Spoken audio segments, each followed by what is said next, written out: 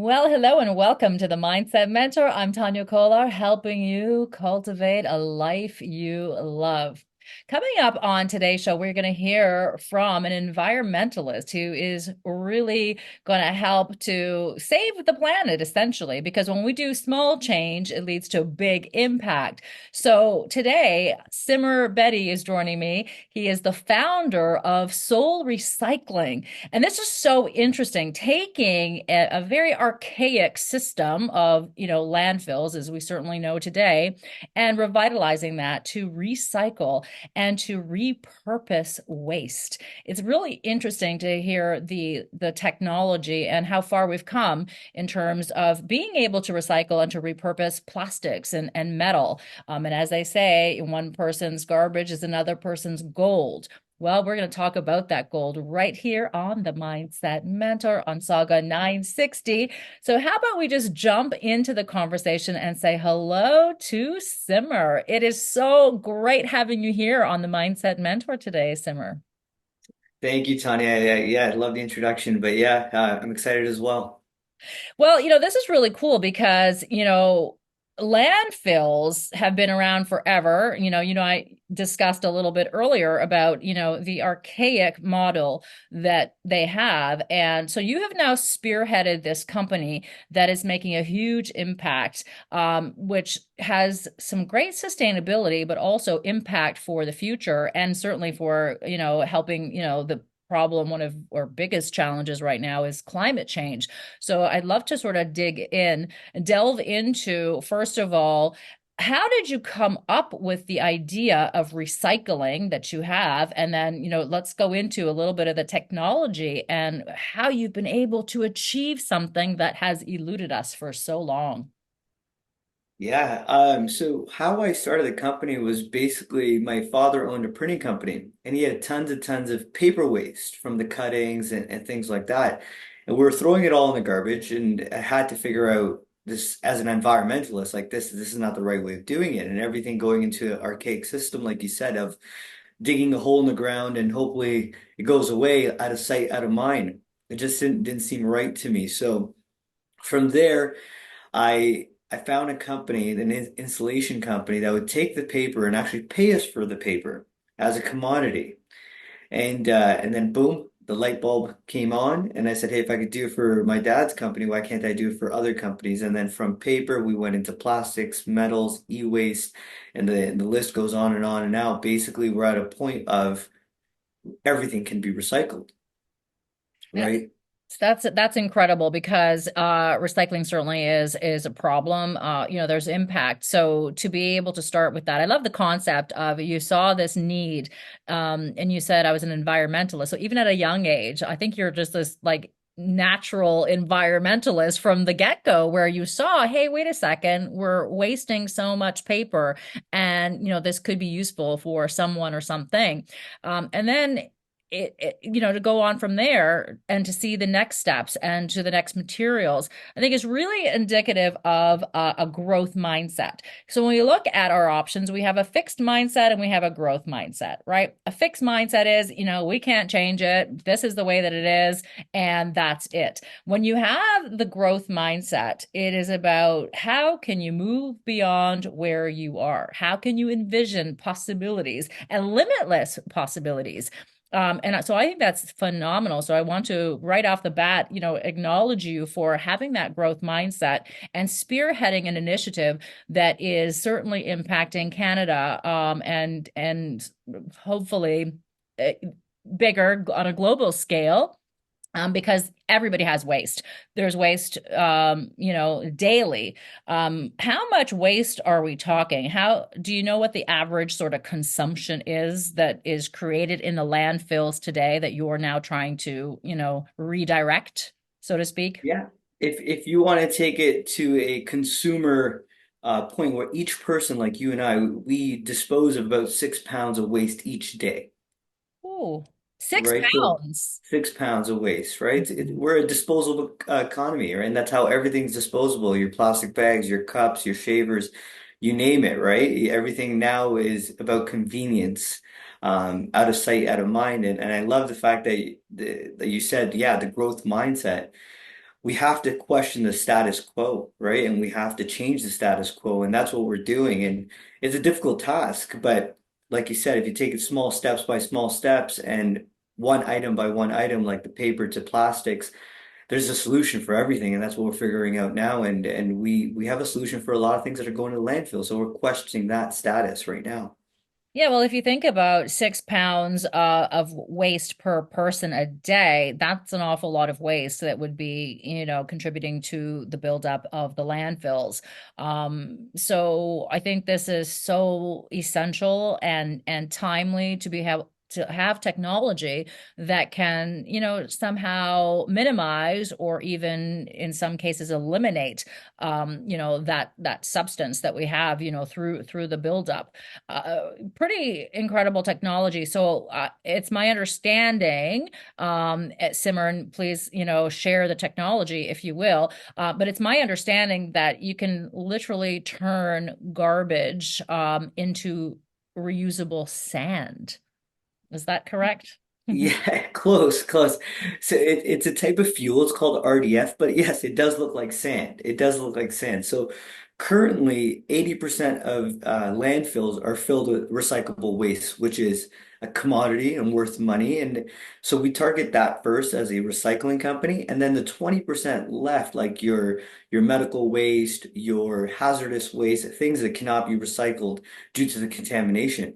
We have a machine that we brought over from Europe, Italy to be exact. And what this machine does is turn your non-recyclable waste into RDF, which is a sand or a fluff that we call it, which is a type of fuel used as an alternative to coal. So this technology is not new, and it's not anything. It's been around for about 20 years now, but in Europe, because of the lack of landfills, they had to think of solutions. And we're getting to that point. Well, Canadians, we have an access of land. We understand that. But from my understanding, we have about 10 years left until we reach the maximum limit.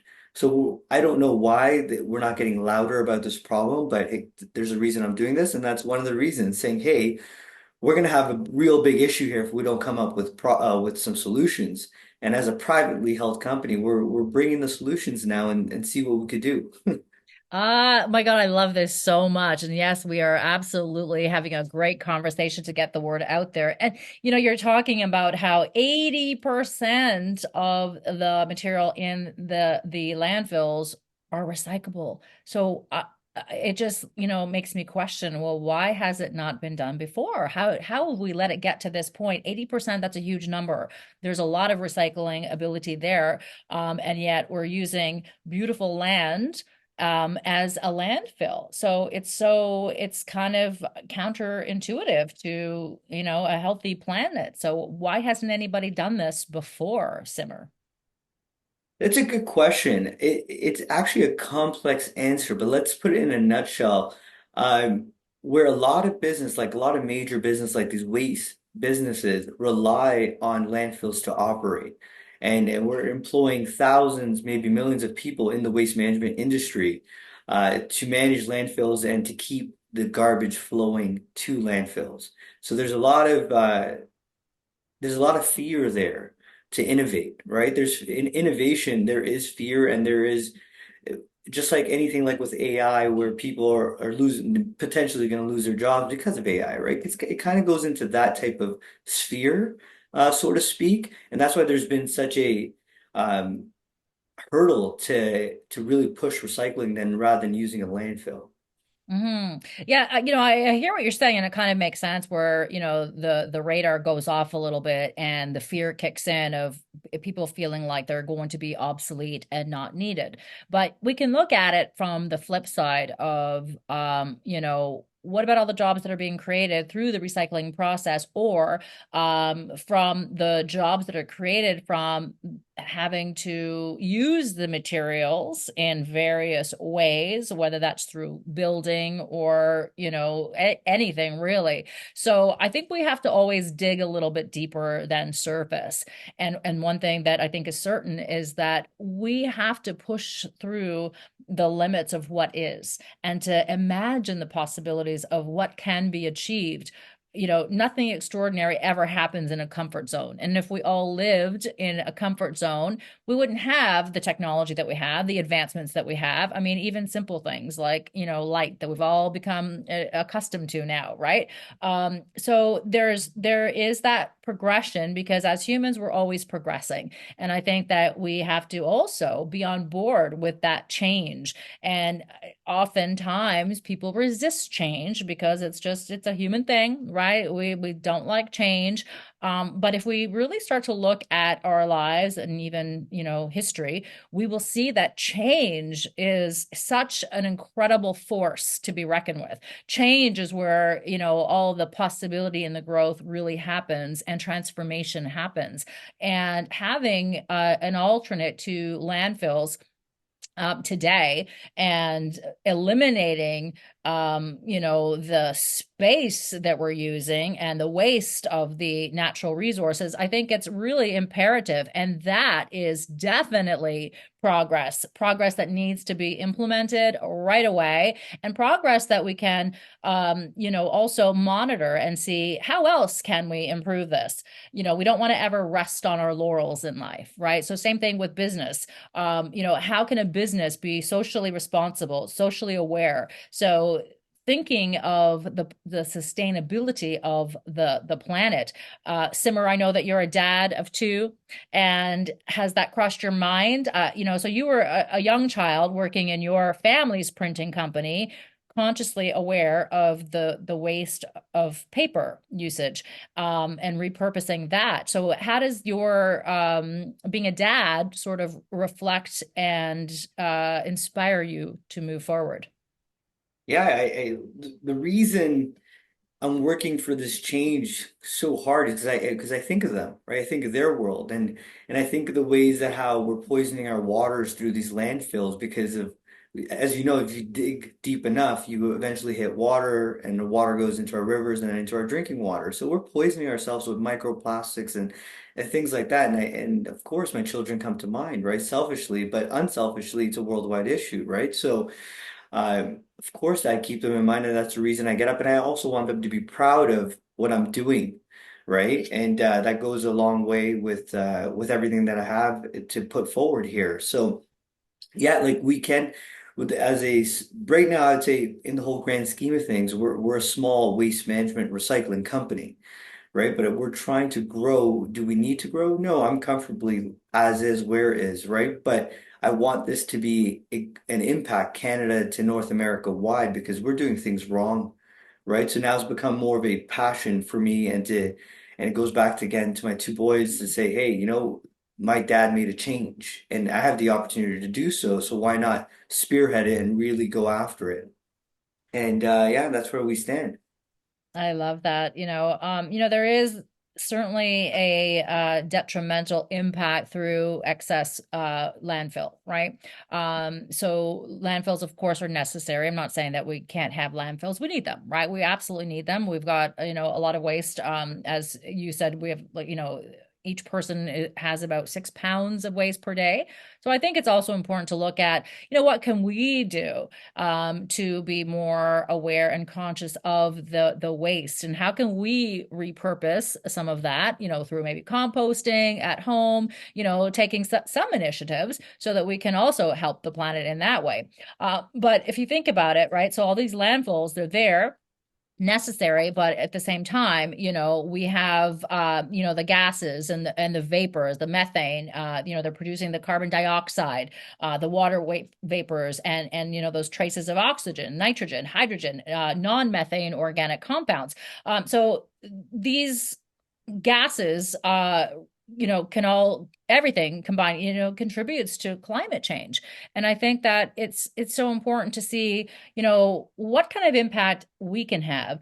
And having spearheading a recycling company, it's a great model. Like we all learn from each other and people and things, right? I know, like if I look at, my life, it's like, oh my gosh, my greatest teachings have come from other people, their experiences, and adopting that model. And I think that's so important. And so, anybody listening who is interested, I think could dig a little bit deeper and see, how can they be impactful? You know, um, and envision what would like be like if, I think that's an important question to ask because as far as mindset goes, we can feel like it's not possible for us. We can't do something because we're one person, or we can't do this because, fill in the blank, whatever that limiting belief is, right? For people. But it is never impossible. I believe that anything is possible if you truly believe it. If you put your mind to it, you can achieve what seems impossible. And it's pushing the envelope, it's pushing past the belief systems that we have adopted, from it might be, let's say, through our upbringing, through our cultural environment, through education, through just mimicking behaviors from family, or caregivers. And we carry that, decades through. But there comes a point where sometimes you have to take a real hard look and say, is this serving me? And if it's not serving you, how can you change that model, so to speak, right? And then delve into sort of the next level of possibility. Yeah, yeah, no, that was well said, my friend. Yeah, just like you were saying, for individuals, like what type of change can an individual make? It's huge. For the recycling realm and the waste management realm, I would definitely say to start with something simple like reusable everything, reusable water bottles when you're going to get your coffee, a reusable coffee mug, or be conscious of what you're doing because to be a conscious person, you need to know like, okay, if I'm buying a water bottle, where is this going after, right? It's not out of mind, out of sight. It's coming right to your backyard eventually and through our waterways and you're drinking it, right? So we have to now be a conscious community of because remember, the more recycling, the better for us as a company, but there's so much that's overwhelming. I don't think if every waste company turns into a recycling company, we'll still have landfills because there's so much, 6 pounds per person. So if each person could do 1 pound less collectively, that's a huge amount, right? And it's a win for the climate, it's a win for our environment, it's a win all around, or for our health, our longevity, for our planet, everything. So it's a win-win ripple effect of a worldwide consciousness. And that's the main message I really want to get across is stop becoming a disposal economy where if you looked back like 20, 30 years ago, we had the milkman concept, where the milkman would come to your doorsteps, pick up your glass or aluminum bottles, refill it every day. So we had no plastic bags or gallons of jugs of milk. It was a reusable economy because commodities like paper and plastic and all that were not so cheap to use, right? So I would say to keep that, be a conscious consumer. Yeah, and that's certainly great advice because there are so many opportunities for us to take a look at how we can, make that small change. Even in terms of, our water wastage, brushing your teeth. Maybe you're going to turn the tap off, for a few seconds and not continuously have it run while you're brushing your teeth, right? There's certain things that we can do that might seem very small, but collectively, as you say, Simmer, if we did it collectively, that's a huge impact. And I think we have all come to understand and appreciate how necessary it is to be connected, through the pandemic. That was definitely something that was a big learning that we need each other. We thrive better, in a collective environment. We can achieve more, and we can band together to foster change and to help each other to thrive. And so I think that's really a fantastic, point. So we will continue the conversation here on Saga 960. You're listening to The Mindset Mentor. I'm Tania Kolar. My special guest today is Simar Bedi. He is the co-founder of Soul Recycling. And we're going to continue fostering change when we come back after this break. Welcome back to the Mindset Mentor here on Saga 960. I hope you're having an absolutely phenomenal day. Well, we're going to continue the conversation and we're talking about recycling. And the founder of Soul Recycling, Simar Bedi, is joining me, sharing some incredible technology on recycling and what we can recycle today. There's so many items that end up in a landfill. And according to Simmer, he's shared with us that 80% of what ends up in a landfill is actually recyclable. So just imagine if we did not recycle that 80%, decades and centuries, if we continue to do this, there'd be no space for us. Where do we go, right? It's taking our natural habitat, and really interesting. So Simmer, it's so great to have you here on the Mindset Mentor. Thanks so much for joining us. I know that you created your company based on a need as a boy working at your father's or your family's print shop, and seeing the waste there. You thought there has to be a better way. There has to be a way to repurpose the paper, which you certainly found that way, and now taking that from paper into plastics and metal. And I want to talk a little bit about, the waste, of course, that we're seeing in the landfills. But let's talk about what it actually means to recycle and what the connection is to waste and or the differences between waste and recycling. Yeah, thank you for that, Tanya. Tanya, so the our main message, well, one of the main messages here is when if you are working at a business or own a business and you have a lot of waste, not to call a garbage company first. Because what ends up happening when you call a garbage company first, they're not gonna have many solutions for you. They're gonna say, okay, this is all landfill because those waste companies are owned or have affiliation with landfills. So they don't have the best interest of mind to recycle. And they have to understand recycling and waste are two separate industries. Both materials are processed in very different ways. And it gets confusing for people because a lot of waste companies uh, paint their trucks green and do a lot of greenwashing to perceive that they're handling the waste in a environmentally friendly way, which is not the case. They're just using the same old 100 years solution of digging a hole in the ground and putting our waste into it. Where when you look at waste and you own a business or work at a business, you should think to call a recycling company first because one, it will earn you money, so it'll add to your bottom line. Of course, it's better for the environment. And then we will actually tell you what's waste and what's not. Yeah, that's interesting. I know that in terms of metals, copper is very valuable. So people actually go and collect copper, from waste. They'll go to like, different areas where they know maybe they'll find some of that.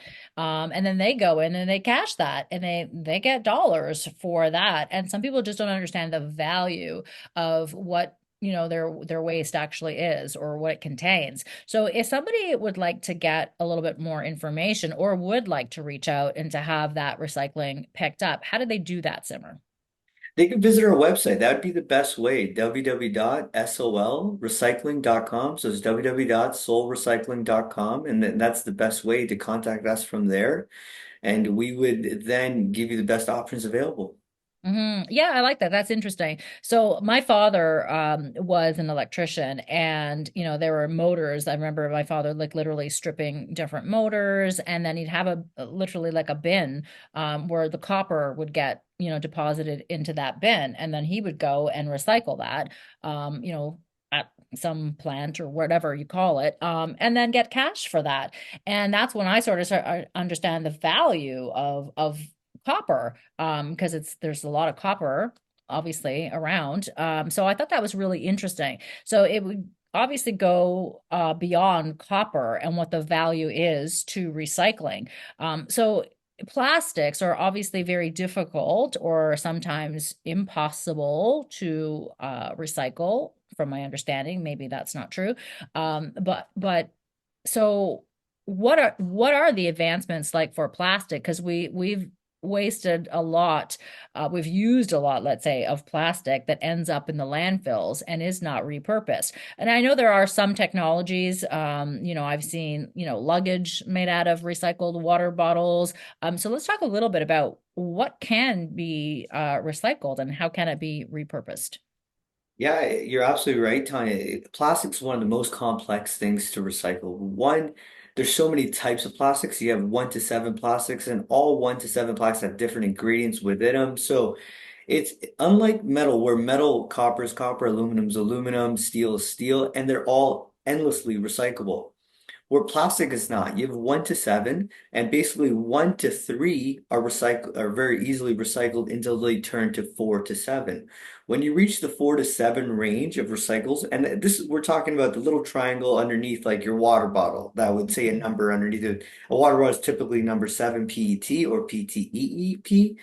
Um, and they're not endlessly recyclable. So plastic is the true cancer of the earth. It's everywhere and you cannot endlessly recycle. So they do end up in a landfill eventually, right? So we do recycle as much as we can. And a little story about plastic. We were trying to find a resource for number 7 plastic. And as you know, number 7 plastic is basically at the end of the recyclability life and it cannot be recycled anymore. And just like like the paper from my parents' shop, I told you I needed to find a solution. So we had a large bottling company, a big soda company. Everyone knows about it. Everybody drinks it. I just can't say who it is, right?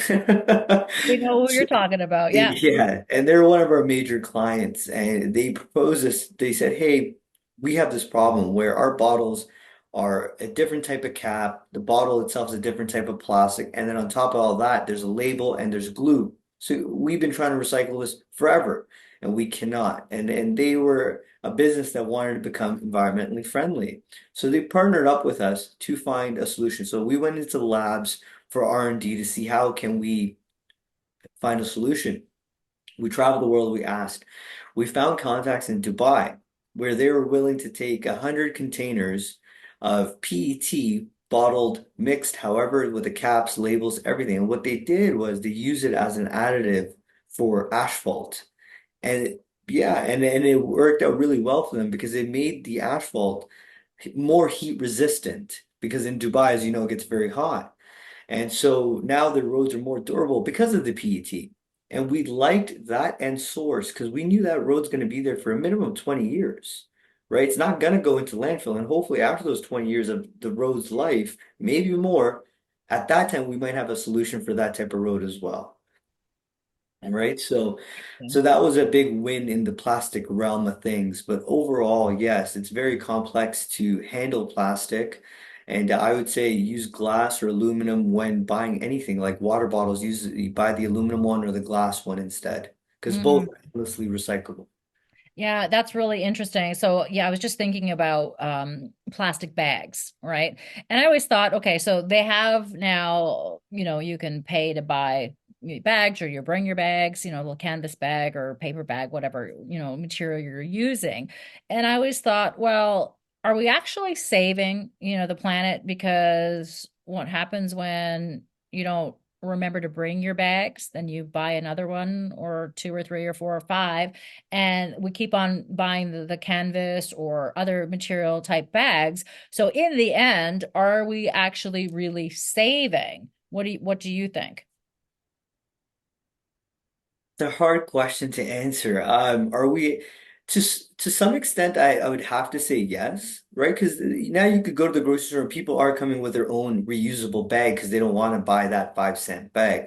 But are they coming every time with it? No, but it's a step forward, I would say. It's not perfect, but it's something, and something adds to something, right? So that's what I would like to say about that. But the LDPE, which is the type of plastic that the plastic bags are made of, are very recyclable, and we currently recycle it. We recycle it into more bags, right? It turns into more bags. So it is a recyclable product, but it's not endlessly recyclable. But I would say with the reusable bags and the 5 cent charge, it is a step in the right direction, but is it an actual solution? I don't think so.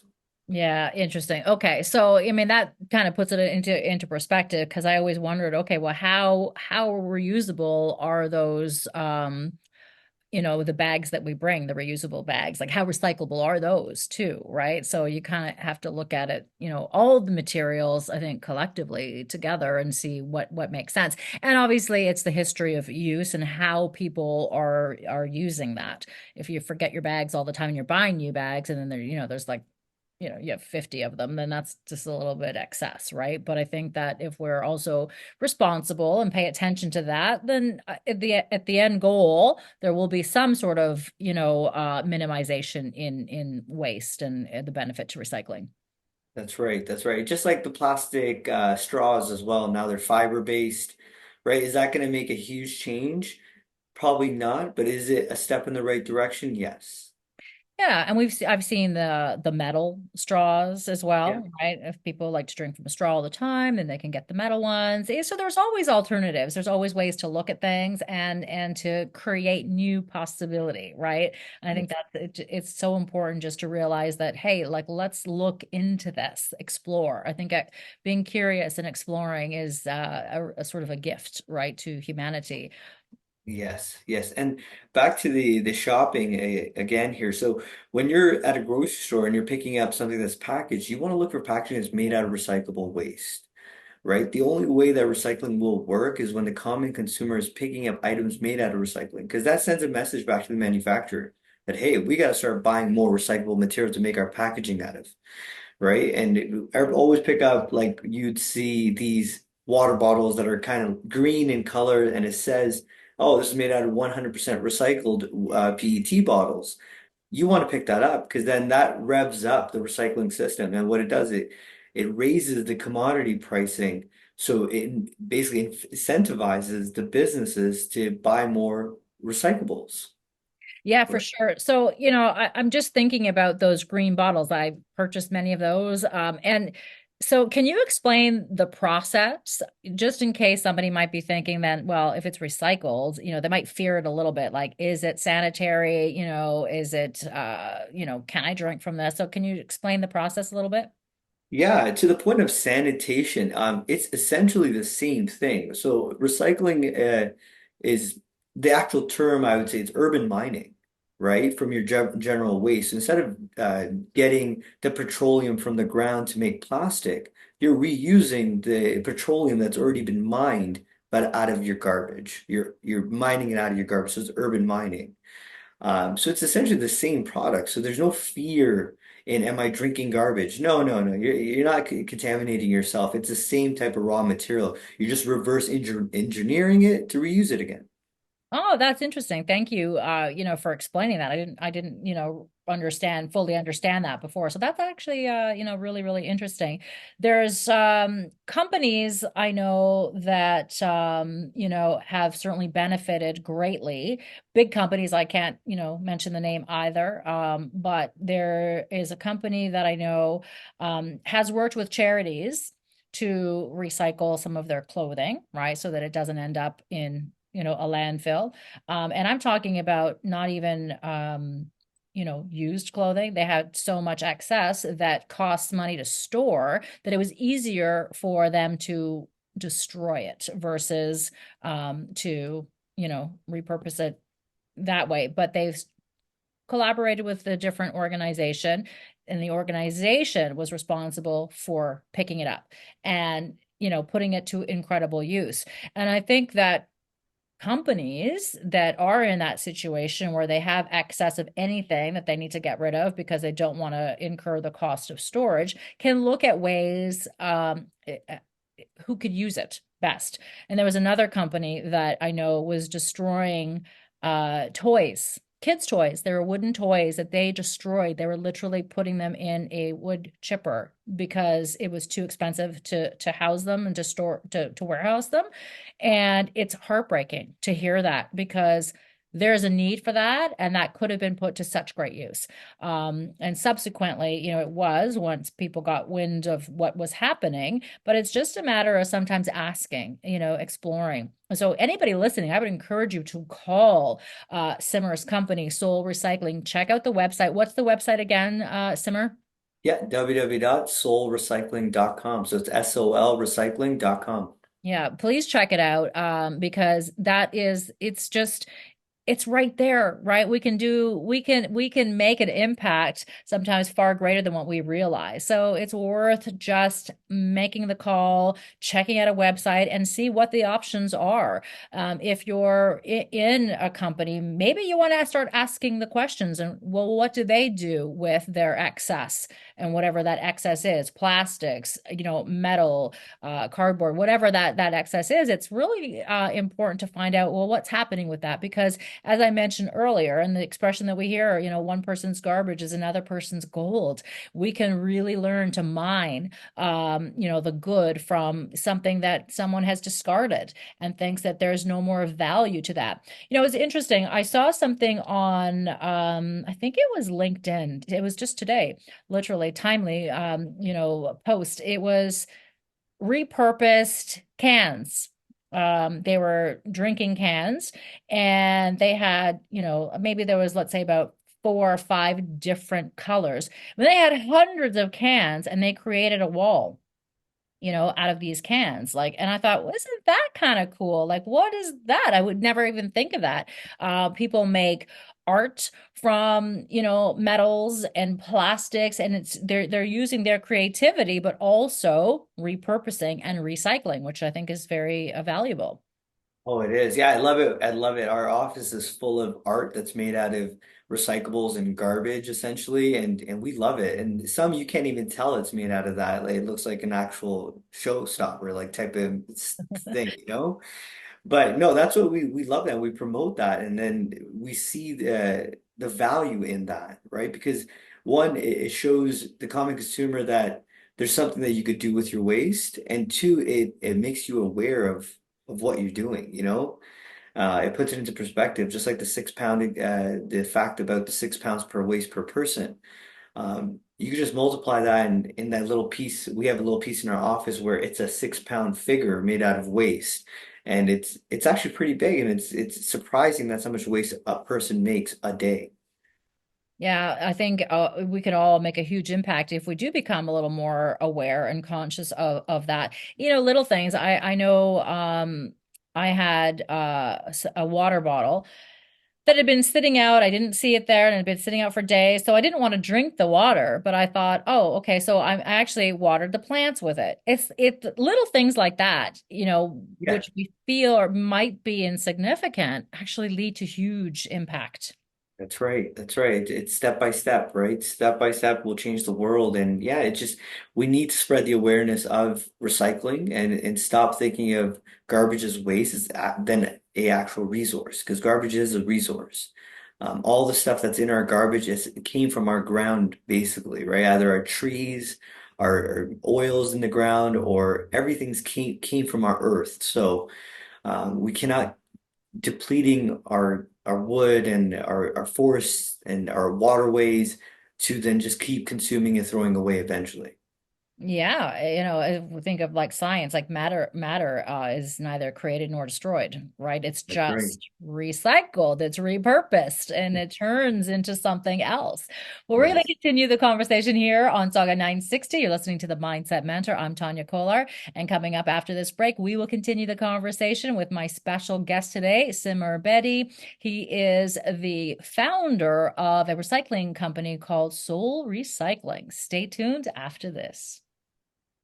Hello and welcome back to the Mindset Mentor. I'm Tania Kolar, helping you live your best life. Yes, you can do it. It is possible for you. So I never want you to give up on your hopes and your dreams.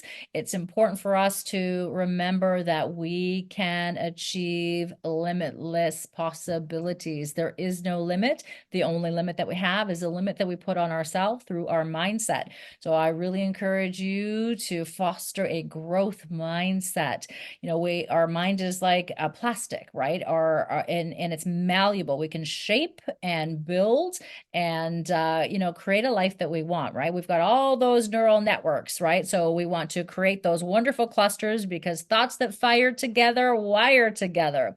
All right, so we're going to continue the conversation here with my special guest, Simar Bedi. Simmer is the founder of a recycling company called Soul Recycling and is making a huge impact, obviously in the recycling world, but also just on the planet, because think of all of, the garbage that we use. Apparently it's 6 pounds per person per day. And 80% of the garbage that ends up in a landfill is actually recyclable. So we're going to talk a little bit more about that. Simmer, you shared some of the options that we have with that 80%, but I want to talk about the 20% as well that's there. And what is the makeup, what makes up that 20%? Yeah, that 20% is mostly medical waste, hazardous waste, chemical waste, things that we don't really want to touch and do anything with, which is essentially that is the actual waste. But we have a solution for that. When I started this company, we had a saying that's saying our goal, our mission is to recycle everything, right? And we're getting to that point. We're actually piloting a technology from our plant in Mississauga, and this technology is an Italian technology where you take that last 20% of hazardous medical, pharmaceutical waste and what have you, and turn it into a type of fuel called RDF. And this RDF fuel looks like sand, it looks like fluff, it looks like something very uh, usable per se. And it converts this non-usable waste into the RDF through a machine from via waste converting. We call it waste converting, and it's a thermal friction-based technology, and it doesn't burn the material, so there's no emissions emitted as well. And then we have an end use for it, and which is actually an alternative for coal as an alternative fuel as well. Yeah, that's fascinating stuff. So when it comes to RDF and this technology, the fuel, how has that been tested for longevity, or has it? It has been tested, so it's not a new technology, right? It's a European technology. It's new for North America. Mhm. Right. And as you know, we have a different type of waste than they do. So it's just going through these speed bumps to see the actual caloric value of this waste and see how well of a fuel it is compared to coal. Awesome. So that 20%, there's the pharmaceuticals, the medical component. And that's interesting because you think that maybe that couldn't be recycled because of the toxins. Right. So it's so interesting that we can sort of even repurpose and recycle that content. Yeah, yeah. Through this process, it denatures everything, so it's non-toxic at the end of it. Oh, that's a beautiful word, non-toxic for the planet, right? I mean, Yep, there's that's so it. many benefits, and we do want to start future planning and thinking about the next generations. Of course, climate change is a factor, in all of this when we look at waste and landfills, and recycling, and how and recycling can absolutely make a huge impact. So again, I encourage everyone to maybe explore some options, if you're working for a company or you own a company, and seeing what you can do, your part. But also as a consumer, as an individual consumer, it's great to look at ways that we can potentially cut down on the waste, recycle some of our goods, just so that we can also minimize on that excess waste. So 6 pounds of garbage per day is what the average person, creates. And that's huge. That's a lot. That's a lot of waste.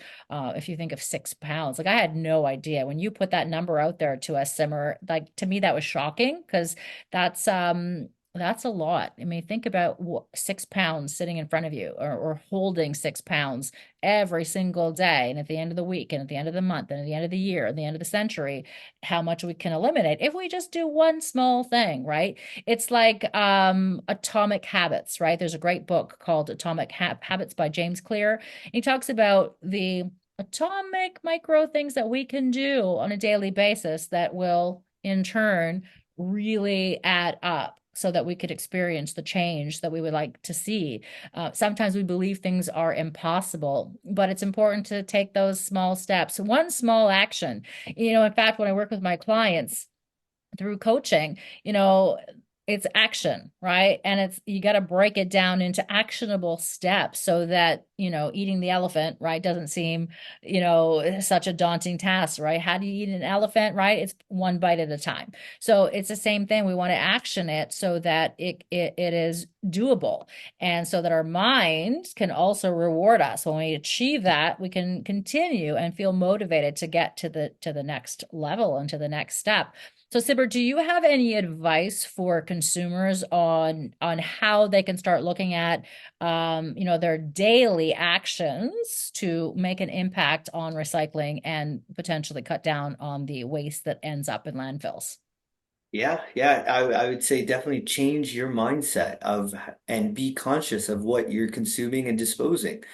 Be a reusable person, like be use the reusable cups when you're going to get your daily coffee, right? Use reusable water bottles when you're drinking your water, and be mindful. Be mindful of what you're doing, and slowly we'll be progressing towards a no landfill type of world, which we would have to go to eventually, because we only have a finite time with the landfills that we currently are working with, or we'll have to build more landfills and again depleting our waterways and our natural habitats. So we Yeah. have to progress the right way. Yeah, for sure. And, we all make those choices out of necessity. We're in a rush, whether you're taking your kids to different events, you just don't have time, you're going to the office or back and forth, whatever. We live in an instant gratification society, and we try to make our life easier by stopping and getting something maybe through the drive-through. And then we start to look at it and analyze, wow, that's a lot of waste that we have, accumulated. So we can, try and do a few things here and there that can make an impact. And, I'm not scolding anybody for the choices they make. I'm just saying it's always good in life to be aware, to be consciously aware of ourselves, and the environment as well. So I think that's great. Now, Simmer, can you give us some tips on what it is to look for, let's say in the plastics, whether we're, it's a glass or a water bottle that we're drinking. So what's the code and the number, the lettering that we should be looking for? I would say don't look for plastic at all. Yeah, exactly. Good answer. Yeah. When you're picking up something, choose aluminum, choose metals, choose glass, choose something that's endlessly recyclable rather than plastics. We Hmm. do recycle it, but are they endlessly recyclable? No, not at this point. Okay. What about boxed water versus plastic bottles? So box, that's funny that you bring it up. Box is more like how the waste companies are painting their cut trucks green, right? It's lined, the box is lined with plastic as well, right? So it's not any better than a plastic bottle because because remember paper absorbs water. So they have to line it with a liner so the absorption is not there. So they're lining it with plastic. So essentially it's a plastic water bottle still with an exterior paper base. Makes no sense to me. Go with glass, go with metal. Sounds good. Well, these are some great tips, and thank you for sharing your knowledge and for developing the technology, with soul recycling. Thank you so much for being here on the Mindset Mentor today, Simmer. We're out of time, so continue doing the great work that you are doing, not only in Canada, but I know that there is a future out there. The global impact certainly on climate change that can be achieved collectively. Thank you. Yes. Thank you, Tanya. All right, everyone, that's a wrap for today's The Mindset Mentor. Stay tuned Thursdays at 3 p.m. for more ways to live your best life.